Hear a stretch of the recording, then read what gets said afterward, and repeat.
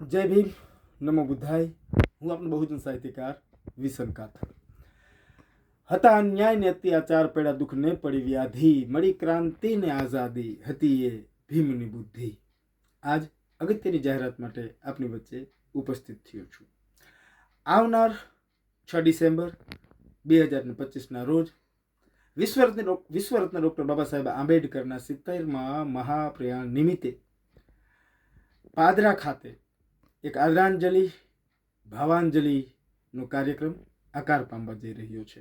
ત્યારે પાદરા વિસ્તારના આજુબાજુના માતાઓ, બાળકો, વડીલો, યુવાનોને હું વિનંતી કરી રહ્યો છું, આપણા ફરજના ભાગે આપણે ઉપસ્થિત રહી અને આ કાર્યક્રમને આપણે એક જનજાગૃતિના માધ્યમે બાબા સાહેબના સંઘર્ષને જન જન સુધી પહોંચાડીએ।